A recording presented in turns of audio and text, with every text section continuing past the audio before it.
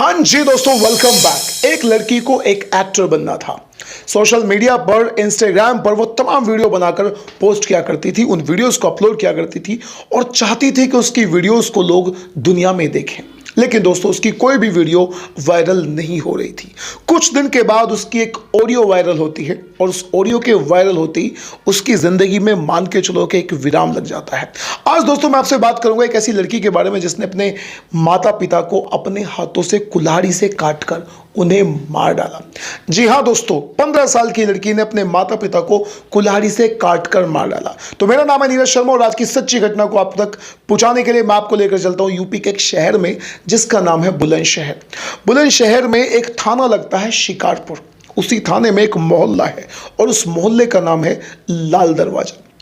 15 मार्च की सुबह सुबह एक लड़की अपनी छत पर से चिल्ला रही थी, यानी अपने पड़ोसियों को जगाने की कोशिश कर रही थी। असल में वो अपने पड़ोसियों से बोल रही थी कि कोई मेरे माता पिता को जगा दो, यानी उसके जो माता पिता हैं वो घर के बाहर 2 चारपाई पर सो रहे थे। उसके एक हल्ले को सुनकर 2-4 लोग वहां पर इकट्ठा हो जाते हैं, लेकिन जब वो देखते हैं उसके माता पिता की कंडीशन तो उनके पैरों तले से जमीन निकल जाती है और वो उस लड़के से बताते हैं कि तुम्हारे जो माता पिता हैं उनकी तो मृत्यु हो चुकी है, यानी उन्हें किसी ने उनकी हत्या कर दी है और वो खाट पर मरे हुए पड़े हुए हैं।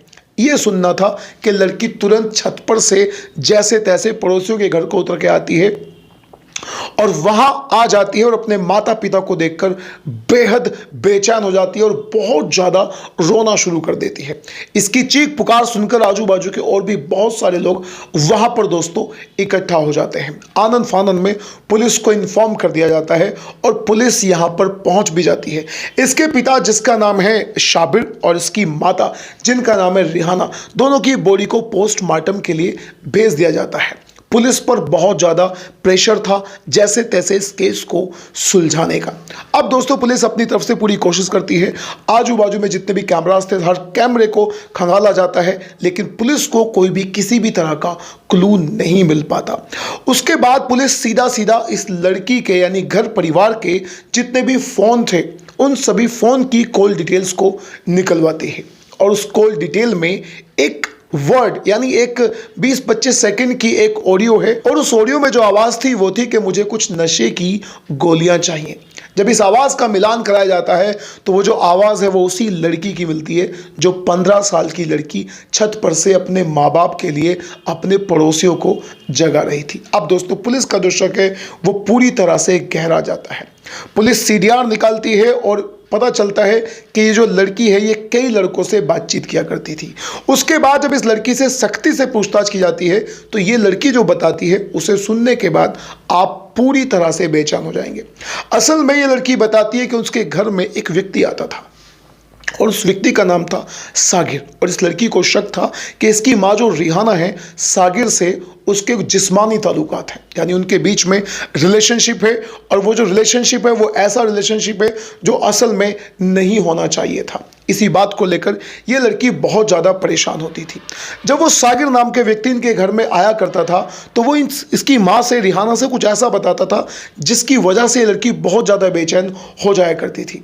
असल में जो 15 साल की लड़की है इसे शौक है लड़कों से दोस्ती करने का, लड़कों से बातचीत करने का, उनके साथ संबंध बनाने का और उनके साथ घूमने का।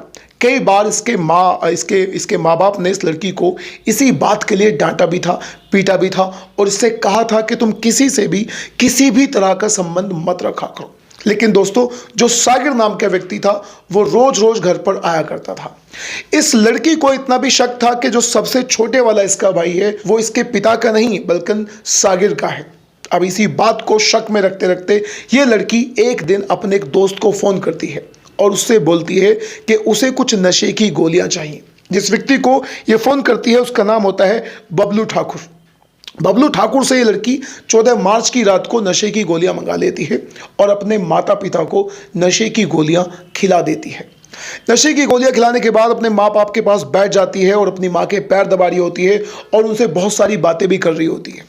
यहाँ पर इसकी माँ को इसकी किसी भी चाल पर जरा सा भी शक नहीं होता। जब इसके माँ बाप सो जाते हैं फिर ये उनको बार बार बुलाती है इस बात को पक्का करने के लिए कि उन्हें नशा हुआ है या फिर नशा नहीं हुआ है। जब ये पक्का कर लेती है कि उसके माँ बाप अब पूरी तरह से नशे में जा चुके हैं, तब दोस्तों ये बाजू में ही यानी इसने अपने घर के पास में एक भूस का कोठा था, उस कोठे में जाती है जहाँ पर इसने कुल्हाड़ी को छुपा कर रखा हुआ था। वहाँ से कुल्हाड़ी निकाल कर लाती है और अपने मम्मी और पापा दोनों को उस कुल्हाड़ी से काट डालती है और साथ ही साथ देख भी रही थी कि उसे कोई आजू बाजू में देख तो नहीं रहा। अपने माँ बाप को काटने के बाद ये लड़की पड़ोसी की छत से चढ़कर अपने घर में पहुंच जाती है, क्योंकि घर का तो बाहर से ताला लगा हुआ था। अब दोस्तों एक बेटी ने अपने माता पिता को मार डाला।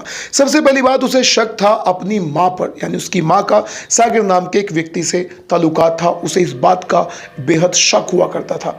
दूसरी बात, इस लड़की को दोस्ती करने का, लड़कों से कई लड़कों से दोस्ती करने का शौक था, जिसकी वजह से इसके मम्मी पापा दोनों इसे बेहद परेशान किया करते थे और इसको मारा पीटा करते थे।